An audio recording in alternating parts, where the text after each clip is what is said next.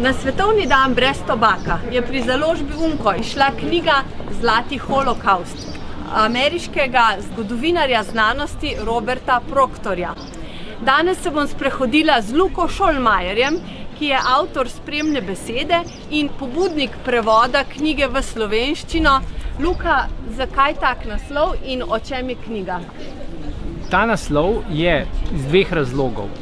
Kot prvo, zlati se nanaša na zlati list, tako kot so nekoč poimenovali tobačne liste. Holokaust pa izraža pravzaprav neko velikansko katastrofo, saj vemo, da v Sloveniji 10 ljudi na dan umre zaradi kajenja. Na svetu pa je ta številka 6 milijonov. Vendar je večina ljudi precej ravnodušna oziroma se jim zdi to kar sprejemljivo na nek način. Se ne sprašujejo dovolj o tem. Ta knjiga je prva do zdaj, ki pojasni, kako se je to lahko zgodilo, ker uporablja prva do zdaj interne dokumente tobačne industrije. Kot prvo imamo interne dokumente, znanstvene ugotovitve medicine in drugih znanosti. Kot tretje, zaradi česar je ta knjiga neizpodbitna, pa je to, da tudi avtorja niso nikoli tožili zaradi česarkoli. Torej se vsi zavedamo, da je to vse res, kar piše.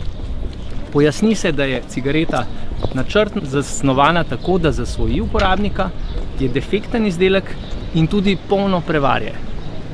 Predvsem je prevara filter, prevare so bile vrednosti nikotina in katrana, ki so jih navajali, prevare so vse namigovanja na manjšo škodljivost izdelka in gre za precej poljudno in napeto zgodbo, kako je do tega sploh prišlo.